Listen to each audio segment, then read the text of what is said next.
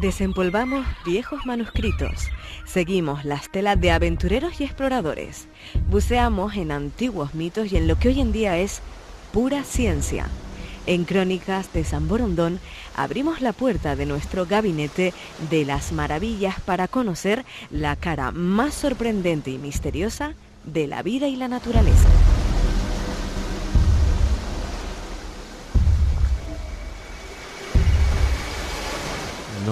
Nos encanta abrir este gabinete de las maravillas con nuestro compañero Gustavo Sánchez Romero, que es quien tiene la llave y la combinación que da seguridad a esta estancia. ¿No, Gustavo, amigo? Buenas noches. Hola, José, buenas noches. Hoy no vienes solo, además. Hoy no. Vienes con alguien a quien le confiarías las llaves y la contraseña, ¿no?, de la entrada de este gabinete, ¿no? Hasta cierto punto, estamos valorándolo. Yo creo que sí, que jugaría sobre seguro. Además traes a alguien que precisamente me da la sensación de que no pertenece a este medio oceánico en el que habitualmente, de forma metafórica, nos solemos desenvolver, sino más bien a otras regiones, ¿no?, mucho más altas. Altitudes mayores, ¿no? Regiones de altura y digamos de montaña preferentemente, ¿no? Oye, es cierto que el nombre, el apellido de nuestro invitado está escrito con letras de oro en la historia del alpinismo, en España y probablemente en el mundo también, ¿no? Hombre, está claro que los logros que ha realizado, pues... Lo sitúan ahí, ¿no? Sí, no son minúsculos para nada, ¿no? Lo sitúan a esa altura, ¿no? Exactamente. Bueno, está con nosotros Diego Amador. Diego, amigo, buenas noches. Hola, buenas noches. Muchísimas gracias por aceptar la invitación, venirte a Crónicas de San Borondón, a este territorio, a esta isla, San Borondón, con la que muchos han soñado, con la que algunos intentaron también alcanzar, algunos exploradores, pero que todavía nos resistimos. No tanto como esas montañas que tú has logrado conquistar. Esa cima es increíble, ¿no? Sí, efectivamente. Oye, ¿cómo se ve el mundo desde arriba? Metafóricamente hablando, porque yo creo que las nubes dejan ver poco, ¿no? Pero ¿cómo se ve? ¿Cómo se siente uno arriba? Bueno, pues la verdad que el mundo desde arriba, las varias ocasiones que he tenido de verlas en los distintos lugares que he tenido la oportunidad de visitar, pues una de las cosas que llama la atención es que siempre lo comento, que es que no se ven fronteras, ¿no? Ni se ven guerras, ni se ven confrontaciones. Se ve un planeta y habitualmente la sensación es más de paz que de violencia, ¿no? Wow, increíble, ¿no? Y que eso se pueda experimentar sin ser astronauta, ¿sabes?, sin estar fuera, ¿no?, de la casa, ¿no?, sino en la casa. Efectivamente, pero en su techo. En su techo, efectivamente. Gustavo, ¿quién es Diego Amador? Bueno, Diego es, antes que nada, geógrafo, ¿no? Estudió geografía aquí en La Laguna, aventurero desde muy temprana edad. Y obviamente este campo pues es en cierto modo imposible, ¿no?, dirigirte hacia pues esas grandes montañas, ¿no?, hacia el Himalaya, hacia las zonas más extremas del planeta, donde bueno, Diego se desenvuelve allí como pez en el agua, como nosotros por San Borondón, y bueno, ha hecho cima en 3.8000. En este caso estamos hablando del... Eso equivale a un 24.000, ¿no? Hace un chiste rápido.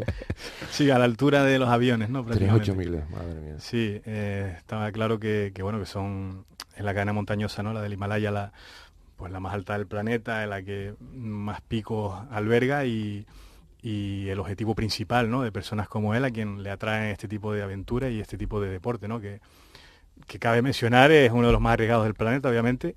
Quien no ha visto, ¿no?, esas noticias, ¿no?, que lamentablemente a veces llegan a la prensa por accidentes que suceden en esas grandes alturas. Claro. Conocemos los riesgos cuáles son, aunque bueno, obviamente planificando los viajes y las estancias y planificando las rutas de ascenso, pues siempre, digamos, claro, se puede lograr la cima, ¿no? Eso Diego obviamente sabe más que nosotros un rato, ¿no? Bueno, geógrafo él, biólogo tú, la pregunta que voy a hacer es de cajón, viniendo además de alguien tan ignorante como yo, es decir, ¿hay vida a esa altura? ¿Encontramos vida allí? ¿O siente uno que allí hay vida, aunque no la pueda percibir?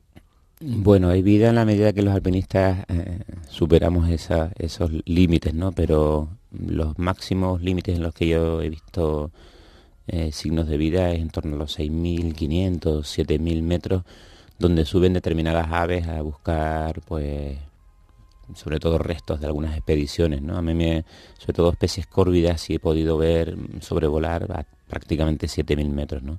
A partir de ahí, de hecho, a nivel biológico, se habla de que el límite de la vida está a partir de 7.000 metros porque la presión de oxígeno ya es tan escasa que prácticamente los organismos no pueden vivir, ¿no? Casi, entonces son ustedes casi extraterrestres en la propia Tierra cuando alcanzan esos territorios, ¿no? Sí, efectivamente. De hecho, por eso podemos permanecer muy pocas horas, porque estamos por mucho más allá de los límites de la vida normal, ¿no? ¿Y qué lleva a alguien a situarse en esa frontera tan arriesgada? Que lo tuyo viene de cuando eras adolescente, pues sentiste la llamada, la motivación, el entusiasmo, pero has continuado, es decir, no fue algo pasajero, es un enamoramiento, ¿no? Bueno, yo creo que es una doble exploración en el sentido metafórico y real. Creo que el alpinista, en su estado más puro, hace una exploración de un terreno inhóspito, como puede ser las montañas, una exploración externa, pero también una exploración hacia sí mismo, ¿no? Es una búsqueda continua donde están tus límites físicos y psicológicos, ¿no? Y estos terrenos que son tan agrestes, tan inhóspitos, nos permiten, como ningún otro, llegar hasta nuestros límites, ¿no? He leído algunas cosas relacionadas con la psicología de la felicidad, el fluir, y el alpinista es un ejemplo recurrente usado por los psicólogos, que se ve que les entrevistan bastante para indagar en eso, acerca de los procesos que nos aportan felicidad, ¿no? Y utilizan mucho al alpinista el proceso de escalar, de ascender la montaña. Es decir, el objetivo es llegar arriba, evidentemente, para eso se planifica, pero el verdadero disfrute está en el proceso, es decir, en cómo te vas sometiendo a pruebas, cómo vas pues sorteando las dificultades, resolviendo, ¿no? Los contratiempos que puedan, y ese trayecto es el que realmente reconforta, el que justifica todo. Yo no sé si estás de acuerdo o no. Sí, sin duda. Desde luego arriba, cuando ya llegas, claro, ese es el objetivo, pero... No solo estoy de acuerdo, sino es mi móvil en toda esta historia. Es que antes lo hablábamos y recordaba haber leído eso, ¿no? Sí, yo creo que cada una de las expediciones en sí misma es una propia conquista de tu persona y de la montaña, ¿no? Por eso se utiliza tanto en términos psicológicos la montaña, desde el punto de vista metafórico también. Pero creo que en la carrera y en la evolución de un alpinista también hay una gran conquista, ¿no? Y yo... creo que es un tema que sale a colación en este mismo programa por los contenidos que trabajan ustedes. Creo que el alpinista en definitiva busca una conquista cada vez más profunda de su propia conciencia, ¿no? Que es al fin y al cabo uno de nuestros grandes deberes en la vida, ¿no? Es adquirir cada vez más conciencia. Gustavo, tú encantado de llevarle, de hacer de porteador, ¿no? Si te dejasen, ¿no? Si hombre, estuvieses preparado. No es la primera vez que digamos, Diego también hace guías de montaña, ¿no? Recuerdo que hubo un grupo que fue con él al Everest, al campamento base, que está a 5.500 metros, es decir, algo que, entre comillas, cualquiera en una forma física medianamente buena debería alcanzar sin mucho problema. Y sí, claro, eso se ha comentado entre círculos de amigos. El caso es, pues, un poco que la idea cristalice no es tan fácil porque la logística implicada es un tanto complicada. En fin, hay que llevar muchos permisos y conseguir lo que es los porteadores, los sherpas. Pero está claro que sí, que no me importaría en ningún momento lanzarme una aventura de ese tipo, y yo creo que podríamos dar la talla. La conquista de un 8.000 obviamente es algo pues superior, que en este caso pues sí requiere una preparación de muchos años previos, ¿no? Tú estás siempre en preparación, ¿no? Sí, es algo que no se puede abandonar, ¿no? No descanso durante el año, tengo picos de mayor intensidad de trabajo y otras en las que me relajo un poco, pero estoy en la práctica de este deporte continuamente. Cuando no estoy haciendo recorridos a pie, pues estoy haciendo escalada, cuando no hago una escapada de esquí, pero la montaña es casi mi hogar, ¿no?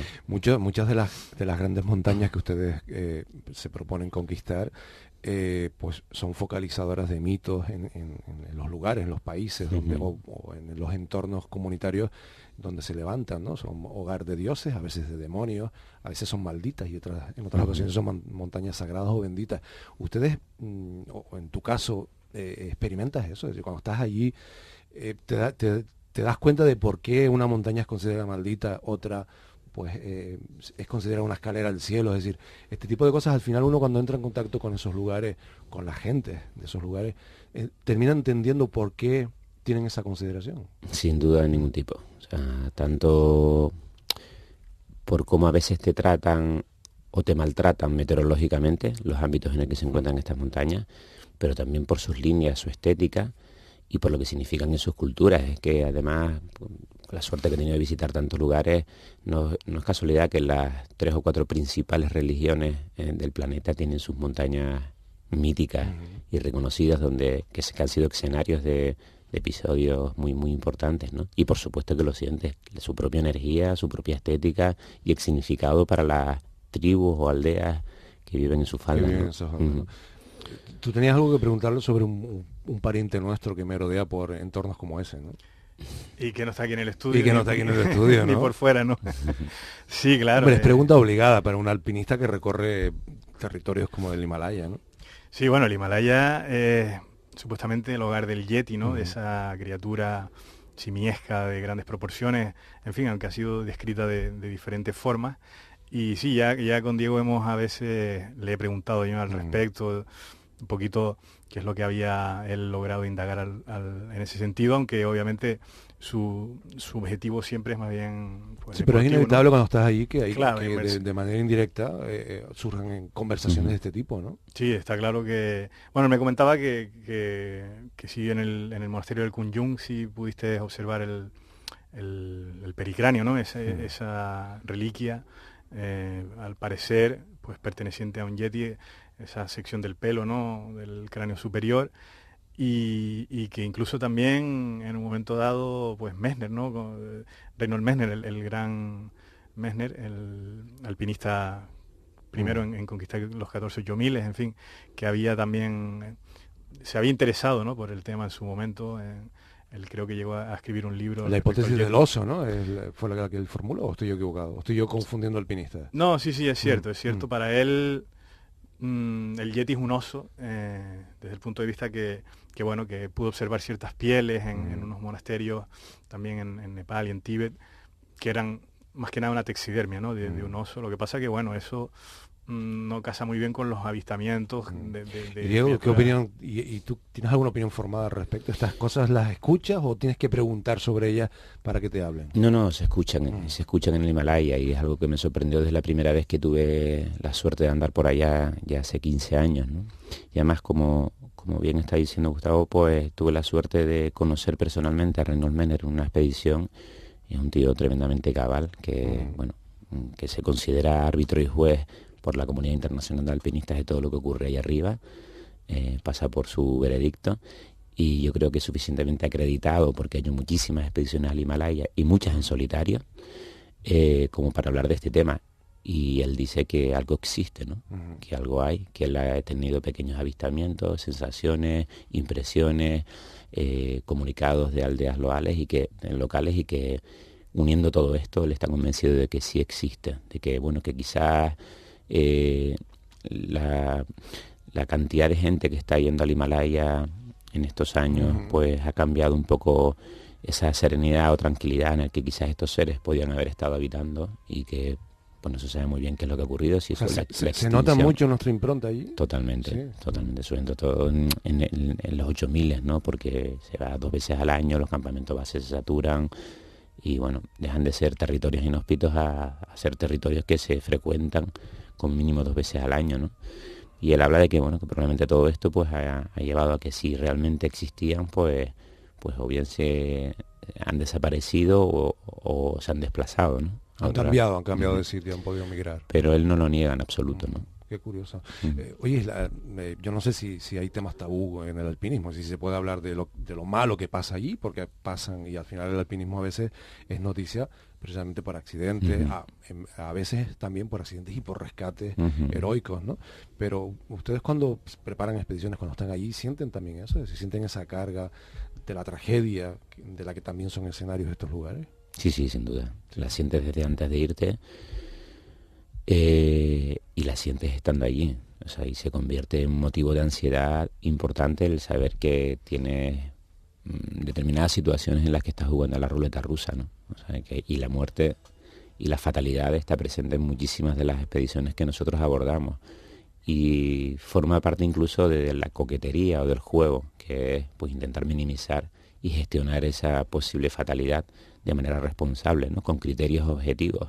Dejar de jugar al azar para intentar decir, no, pues mira, el riesgo es este y tenemos que acometerlo de esta manera, ¿no? pero bueno, forma parte de las reglas de este juego, sí. Tengo la sensación además que eso en el día a día, a tipos como Diego Amador y a otros, les hace estar o intentar estar en paz, ¿no? Tener las cosas resueltas, ¿no? Es decir, no tener flecos por ahí o no demasiados flecos, porque cada vez que sales tienes esa ruleta ahí, ¿no? Uh-huh. Sí, bueno, pasar por muchas experiencias de ese tipo te van forjando un poquito como persona y yo creo que te dan un talante distinto ante determinadas cosas, ¿no? No, desde luego que relativiza muchas cosas del día a día a las que aquí les damos mucha importancia. Aquí digo aquí abajo, ¿no? No en los 8.000, les damos mucha importancia. Mira, hay otro tema relacionado con la alta montaña, con tu deporte, con esa forma de vivir, creo, ¿no? Más que deporte, yo creo que es una forma de vida, ¿no?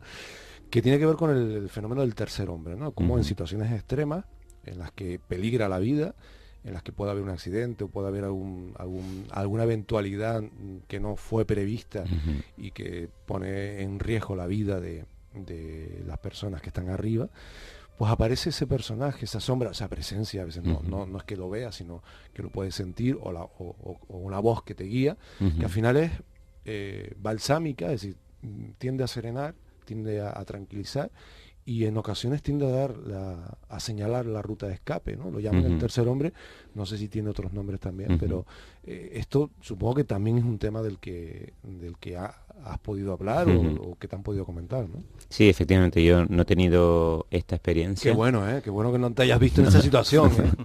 Hasta el día de hoy, por suerte, ¿no?